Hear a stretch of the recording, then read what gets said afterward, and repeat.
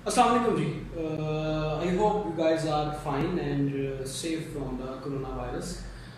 Okay, and may God protect all of us from every kind of disease. Okay, ji, let's start the next topic of our subject, electric circuit analysis 1. Where we are going to, we are ready to start, or we are ready to analyze, we are ready to learn the methods which will help us to analyze the electric circuits, those electric circuits which are operating based on the DC signals. Okay, before going to start today's topic, Ohm's law, let me give you some review and try to connect our previous lectures with the current lecture. हमने बात ये शुरू की कि किसी भी subject को start करने के लिए हमें बेसिक क्वांटिटीज चाहिए और फिर उसके बाद अगले स्टेप पर कुछ बेसिक लॉज होने चाहिए जो उन बेसिक क्वांटिटीज को अमेलगमेट करते हों, उनको इवेलुएट करते हों या उनको हैंडलिंग के लिए इस्तेमाल किए जाते हैं। बहरहाल हमने बेसिक क्वांटिटीज से बात स्टार्ट की और हमने कहा कि ये सब्जेक्ट जो हम पढ़ने लगे हैं वो electric property of any material की बेस पर है। तो इलेक्ट्रिक प्रॉपर्टी हमारे पास चार्ज आई, चार्ज की वजह से हमारे पास जो बेसिक क्वांटिटीज आई वो करंट और वोल्टेज आया। और सर्किट एनालिसिस के लिहाज से हमने नेगेटिव करंट, नेगेटिव वोल्टेज के बारे में डिस्कशन की कि जस्ट डायरेक्शन की जो है वो अपोजिशन है। और उसके बाद फिर हमने कहा कि अगला जो टॉपिक है इनसे रिलेटेड वो पावर, और नेगेटिव पावर और पॉजिटिव पावर की बेस पर हमने इलेक्ट्रिक कंपोनेंट्स, इलेक्ट्रिक सर्किट में मौजूद मुख्तलिफ एंटिटीज को डिस्ट्रीब्यूट किया। और फिर हमने देखा कि अच्छा जी कुछ ऐसे कंपोनेंट्स हैं जो पावर कंज्यूम करते हैं, कुछ पावर डिलीवर करते हैं, कुछ जनरेट करते हैं, कुछ अब्जॉर्ब करते हैं। इस बेस पर हमने कैटेगराइज किया। तो हमने बात की कि जो कंपोनेंट्स, जो इलेक्ट्रिक कंपोनेंट्स पावर जनरेट करते हैं उनको हम एक्टिव कंपोनेंट्स कहते हैं। और एक्टिव कंपोनेंट्स की फंक्शन के लिहाज से चार टाइप्स के, वो फंक्शन के लिहाज से दो मेजर टाइप्स के वो इंडिपेंडेंट होते हैं या वो डिपेंडेंट होते हैं, और डिपेंडेंट की आगे से चार टाइप्स। और बेसिक क्वांटिटीज के लिहाज से हमने कहा कि करंट सोर्स या वोल्टेज सोर्स हो सकता है। ठीक ठीक, तो हमने अभी तक का जो सफर तय किया, हमने सारी बेसिक क्वांटिटीज पढ़ ली। इसका मतलब है हम बेसिक लॉज पढ़ने की तरफ जा सकते हैं। साथ ही साथ हमने सर्किट में मौजूद कंपोनेंट्स के बारे में जो डिस्ट्रीब्यूशन की, हमने एक्टिव कंपोनेंट्स को भी पढ़ लिया। और हमने कहा कि पैसिव कंपोनेंट्स हम रेस्ट ऑफ द कोर्स पढ़ना शुरू करेंगे। आज के लेक्चर में हम एक तीर से दो शिकार करने लगे हैं कि ना सिर्फ हम अपने बेसिक लॉज को स्टार्ट करने लगे हैं, बल्कि लगे हाथों हम अपनी पहला पैसिव कंपोनेंट की इंफॉर्मेशन भी गेन करने लगे। ओके जी, जो सबसे पहली हमने बात की वो बात की इलेक्ट्रिक प्रॉपर्टीज की, कि किसी मटेरियल की कुछ प्रॉपर्टीज होती हैं और हमारा काम, जो हमारे सब्जेक्ट का काम है वो उसकी इलेक्ट्रिक प्रॉपर्टी से डीलिंग है। और चार्ज हमारे पास सबसे पहली प्रॉपर्टी है।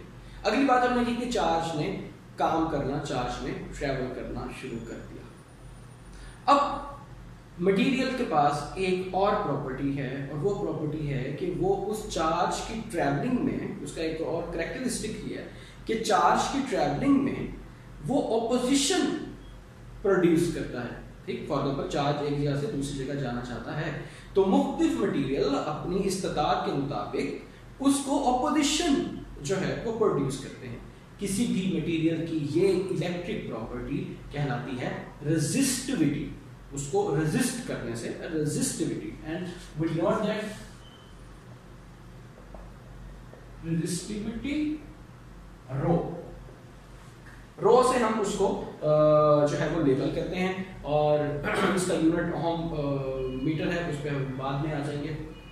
ओके जी, तो रेजिस्टिविटी ये बयान करती है कि हमने कितनी ऑपोजिशन ऑफर करनी है किसी चार्ज को एक जगह से दूसरी जगह ले जाने में। मुख्तलिफ मटीरियल्स की रेजिस्टिविटी मुख्तलिफ है। फॉर एग्जाम्पल वुड है, उसकी रेजिस्टिविटी बहुत ज़्यादा है। ओके, इस तरह यहाँ पे माइका है, पेपर है, ये बहुत ज़्यादा रेजिस्टेंस ऑफर करते हैं करंट को फ्लो करने में। अब मैं चार्ज की ट्रैवलिंग से करंट पे आ गया, करंट को फ्लो करने में। अच्छा, जबकि हमारे पास कुछ ऐसे मटेरियल्स हैं जिसकी रेजिस्टिविटी बहुत कम है, 10⁻⁸ का यूनिट भी है वहाँ पर। और मिसाल पर कॉपर एल्यूमिनियम, सिल्वर, गोल्ड। ठीक, इस तरह की आपके पास एक चार्ट आपके बुक में भी एक टेबल जो है वो उन्होंने हाईलाइट किया हुआ। सो इन प्रॉपर्टी की बेस पर जो हम इलेक्ट्रिक कंपोनेंट अपने सर्किट के लिए डिजाइन करते हैं उसको हम कहते हैं रेजिस्टर।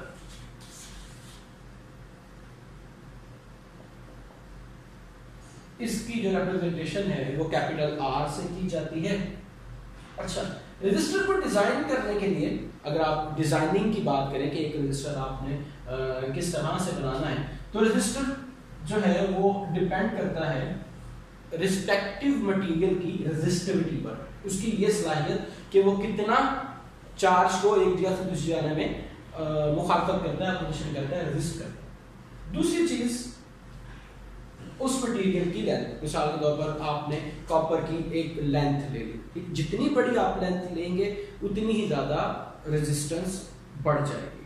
ओके, और तीसरी चीज क्रॉस सेक्शन एरिया, जो आपने कॉपर की वायर ली थी वो कितने मोटे डायमीटर की थी या कितनी थिन थी, ये बात जितने ज्यादा मोटे डायमीटर की होगी उसके रेसिप्रोकल आपकी रेजिस्टिविटी हो जाएगी। ठीक है, यानी जितनी ब्रॉड स्ट्रीट आपकी होगी ट्रैफिक उतने आसानी से फ्लो कर जाएगी। सो ये चीजें आपने पहले से देखी हुई हैं और अभी इसका यूनिट अभी हम देख लेते हैं। ओके, 18th सेंचुरी में हम अपने कंपोनेंट की तरफ आने लगे हैं और फिर उसके बाद फिर हम अपने लॉ को भी कनेक्ट कर रहे हैं इसके साथ। 18th सेंचुरी में एक जर्मन फिजिसिस्ट थे जिन्होंने जॉर्ज सिमन्स ओहम, जिन्होंने ये एक्सपेरिमेंटली बात देखी कि कुछ ऐसे कंपोनेंट्स हैं जिनमें जैसे जैसे आप वोल्टेज की वैल्यू चेंज करें आपके पास करंट की वैल्यू वेरी करती है, या वाइस वर्सा। जैसे जैसे आप करंट की वैल्यू वेरी करें वोल्टेज की वैल्यू वेरी करती है। लेट्स से आई और ये ठीक, उन्होंने ऑब्जर्व किया कि अगर for example let's suppose current 1 था और इसके रिस्पेक्टिवली वोल्टेज की कुछ वैल्यू थी, तो जिस रेशियो से आपके पास करंट वेरी कर रहा है उसी रेशियो से वोल्टेज आ रहा है और जो रिजल्टेंट प्लॉट था वो something like a straight line. ठीक, ये जो कैरेक्टरिस्टिक उन्होंने यहाँ पर देखा, यानी कि इसमें V is directly proportional to the current। अब आपको पता है कि डायरेक्टली प्रोपोर्शनल की जगह पर अगर आप इक्वेट करना चाहें तो आपको कांस्टेंट ऑफ प्रोपोर्शनैलिटी लेके आना है। सो ये जो कैरेक्टरिस्टिक कर्व जो था उनके पास आया, जो उन्होंने जो ड्राइव किया, इसको उन्होंने ये आपके रेजिस्टेंस से लेबल कर दिया। ठीक, जिसकी डिजाइनिंग आपने यहाँ पर देखी। तो कांस्टेंट ऑफ प्रोपोर्शनैलिटी जो था वो ये R या इक्वेशन इसके इक्वेट उनके रिगार्ड में ये जो क्वांटिटी रेजिस्टेंस थी, ये प्रॉपर्टी जो डिजाइन हुई उसको ओहम से और इस सिंबल सिग्मा से रिप्रेजेंट किया जाता है। तो रेजिस्टेंस का यूनिट जो है वो ओहम है। अच्छा जी, अभी इस पर आते हैं। तो जो हम सर्किट एनालिसिस के लिहाज से अपने इस कंपोनेंट जो हमने कहा कि पैसिव कंपोनेंट्स को स्टडी करना स्टार्ट कर रहे हैं और आज हम पहला पैसिव कंपोनेंट पढ़ रहे हैं, तो जब हम सर्किट में इसकी डायग्राम बनाएंगे या सर्किट में इसकी रिप्रेजेंटेशन है, स्कीमेटिक जो बनती है वो कुछ इस तरह से बनती है। ठीक है, कर्व्स, और हम इसको इस तरह से लेबल करेंगे। ठीक, सो जब आप ओहम्स लॉ इंप्लीमेंट करने लगे तो इस तरह से that's V equal to IR। हाँ, अगर आप करंट की डायरेक्शन ऑपोजिट कर देते हैं, वो जो हमने डिस्कशंस की हुई हैं, करंट अगर नेगेटिव टर्मिनल से एंटर तो फिर यहाँ पर it's V equal to -IR। ठीक, इट मेक सेंस। ठीक, ओके। सो यहाँ तक बात थी हमारी कि रेजिस्टर उसका यूनिट। अच्छा, रेजिस्टर क्या है जी? ऑपोजिशन ऑफ या करंट के फ्लो में जो आपकी रुकावट आती है, मुजाहमत है, रेजिस्टेंस है, उसको हम रेजिस्टर कहते हैं। एक और क्वांटिटी रेजिस्टर से कनेक्टेड है, conductivity, which provides ease to flow of के जो फ्लो ऑफ चार्ज है उसमें कितना के जो है हमारे पास अवेलेबल होता है, इसको हम कंडक्टेंस कहते हैं।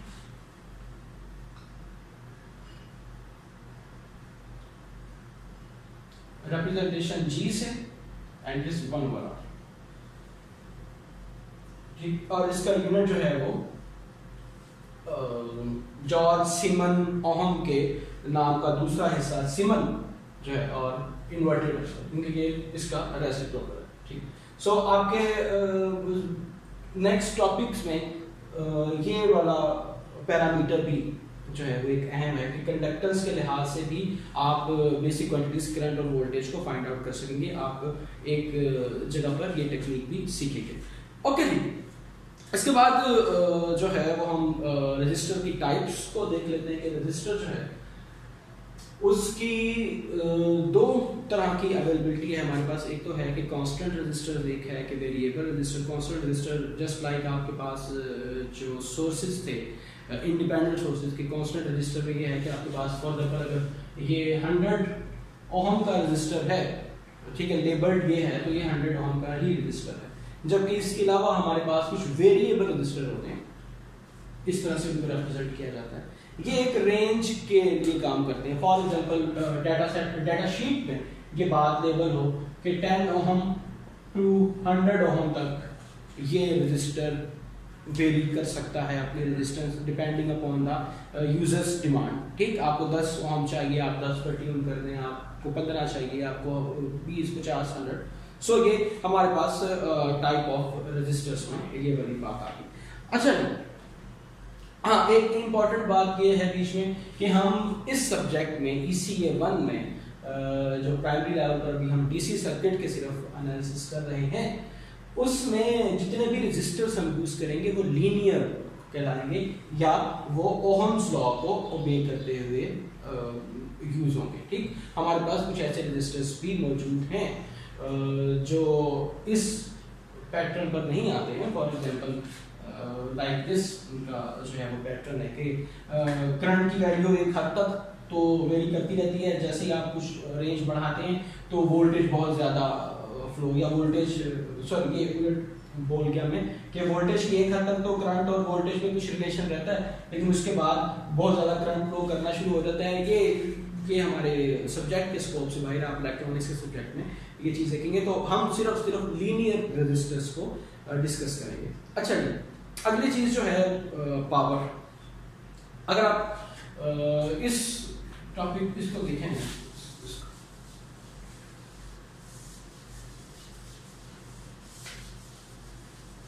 P is equal to V I हमारे पास स्टैंडर्ड फॉर्मूला, और अगर हम P is equal to V I में ओहम्स लॉ को अप्लाई करें, या तो V की वैल्यू यहां पुट कर दें I स्क्वायर R, या फिर हम I की वैल्यू V ओवर R यहां पर पुट करें तो that's V square over R, ठीक है। तो रेजिस्टर के केस में जब आपको किसी रेजिस्टर के अक्रॉस पावर निकालनी है, फॉर एग्जांपल आपके पास ये एक सिंपल सा सर्किट है, 5 वोल्ट, ये 10 ओम का रेजिस्टर हमने 5 वोल्टेज की बैटरी के साथ कनेक्ट किया, लास्ट टाइम हमने देखा, ठीक। तो और हमने कह दिया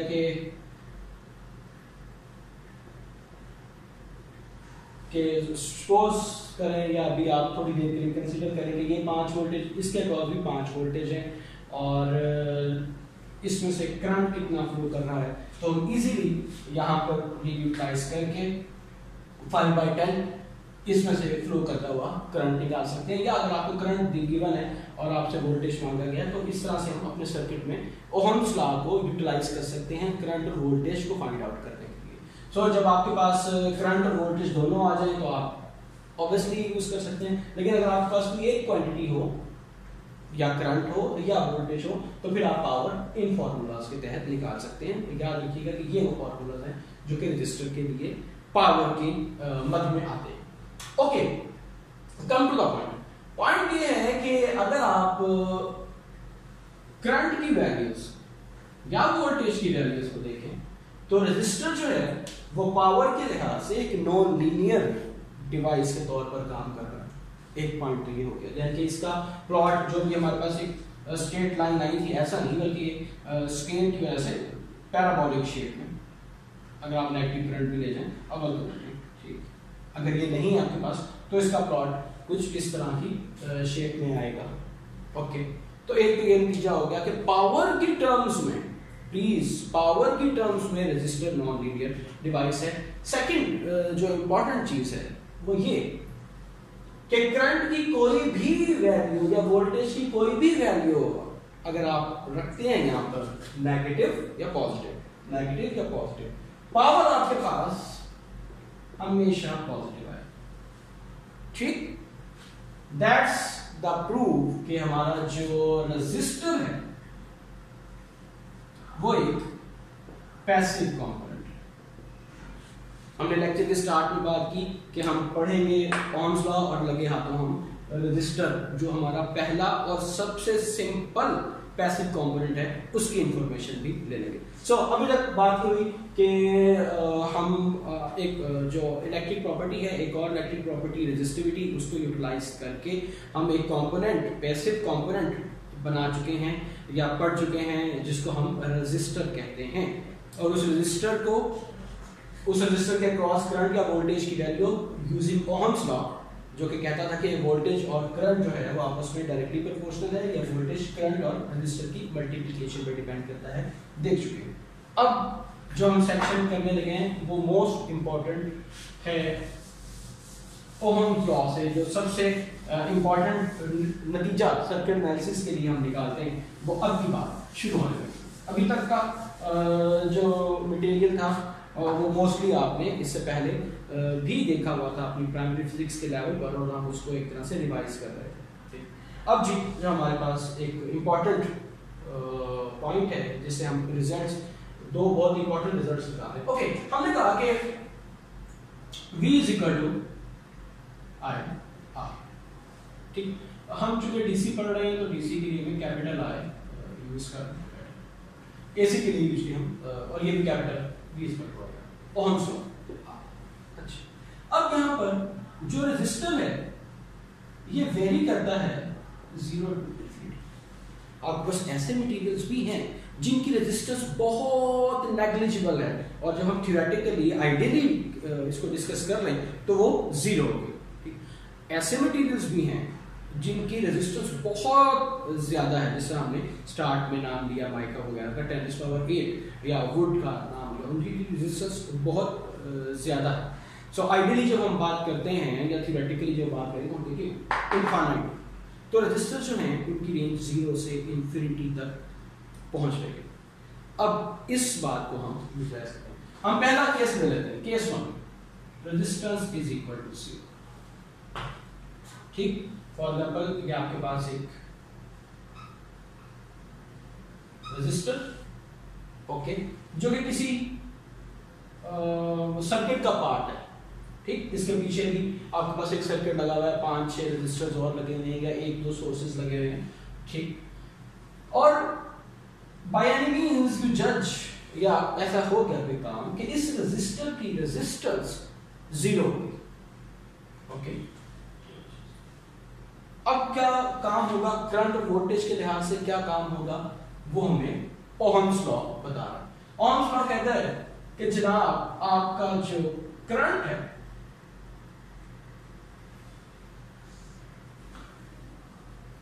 V/R,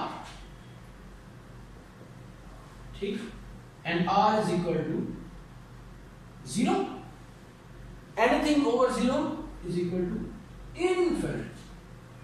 मैथमेटिकली बात, यानी कि अब इस रेजिस्टर में से जो करंट फ्लो करेगा वो इनफाइनाइट करंट फ्लो करेगा।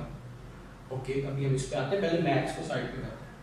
और V इज इक्वल टू 0 क्या, IR, R 0 multiply by anything 0। सो इसके अक्रॉस जो पोटेंशियल डिफरेंस आ गया 0। ठीक, अब इससे क्या मतलब है, ये बात क्या है?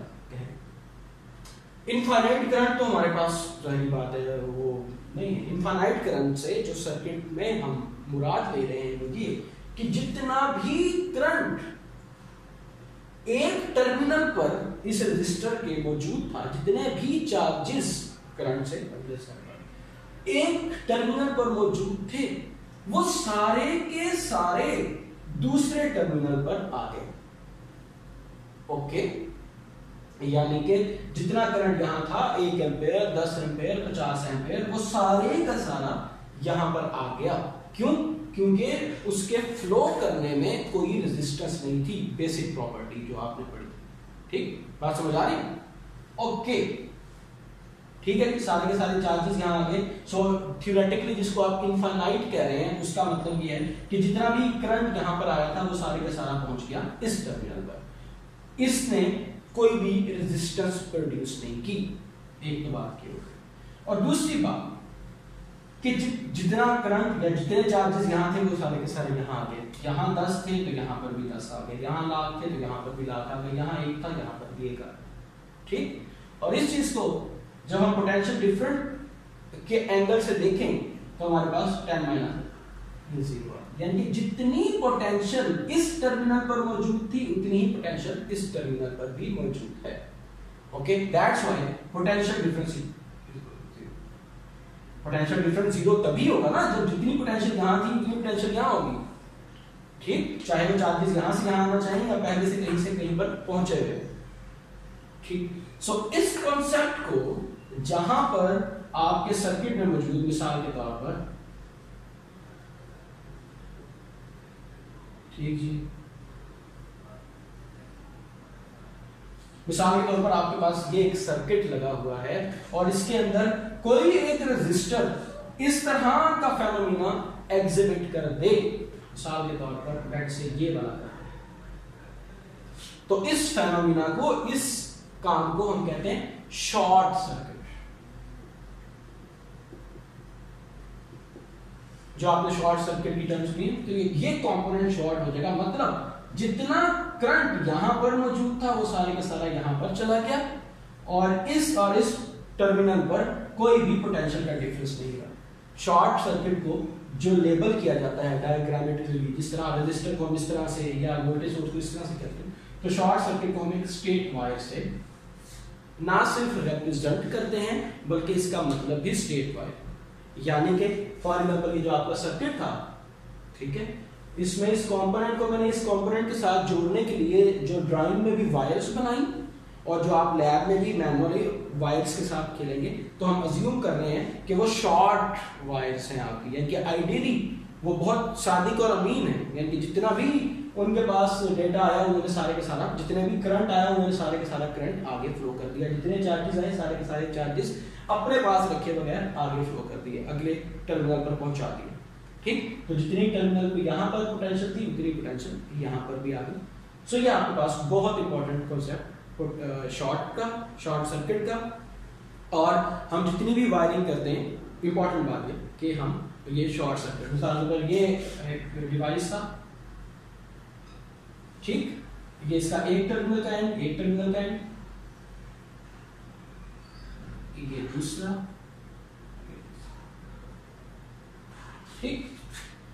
सो इस कंपोनेंट को, इस टर्मिनल को, इस कंपोनेंट के इस टर्मिनल को जब मैं रेजिस्टर के या किसी दूसरे कंपोनेंट के किसी टर्मिनल के साथ जोड़ना चाहूंगा तो मैं ये वायर बना दूंगा, ये ड्राइंग में ये वायर, और आप लैब में एक वायर देंगे जो आपको सामने मौजूद होगी, जो कि आइडियली कोई अपने पास पावर डिसिपेट नहीं करेगी, आइडियली वो आप इन दोनों के साथ कनेक्ट कर देंगे। ठीक, सो ये जो कनेक्शंस हैं डिफरेंट कंपोनेंट्स के, यानी कि इलेक्ट्रिक कंपोनेंट्स को मिलाकर जो इलेक्ट्रिक सर्किट बनाया जाता है वो भी इस कॉन्सेप्ट की बेस पर बनाया जाता है। तो ये तो हमारे पास एक बहुत इंपॉर्टेंट कॉन्सेप्ट शॉर्ट सर्किट है। इसकी और भी बहुत सी एप्लीकेशन और यूटिलाइजेशन हैं जो कि हम वक्त के साथ साथ देखते हैं। ओके जी, अब हम सेकंड केस डिस्कस करते हैं जहां पर आपके पास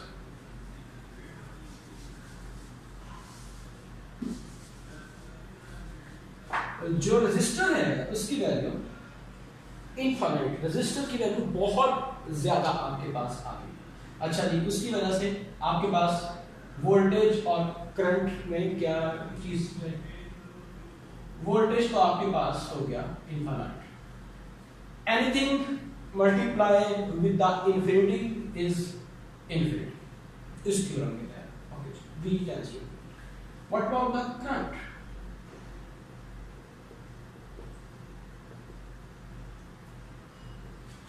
वन बाय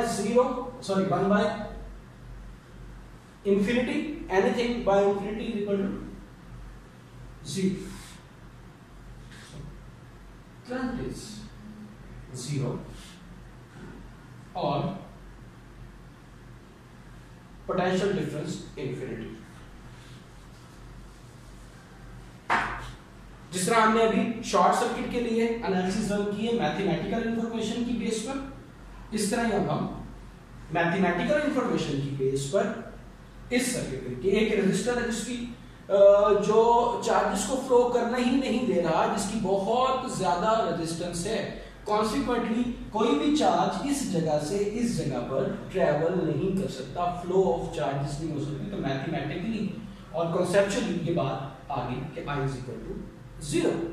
और जाहिर बात है जब कोई चार्ज यहां से यहां पर आ ही नहीं रहा, मिसाल के तौर पर यहां पर अगर 10 थे और यहां पर 1000 थे, ठीक, तो इनके दरमियान जो पोटेंशियल का डिफरेंस है, यहां से यहां पर आने का रास्ता बंद है, ओके, यहां 10 थे यहां पर 0 था, तो टोटल जो था वो हमारे पास डिफरेंस बहुत ज्यादा आ गया, राइट।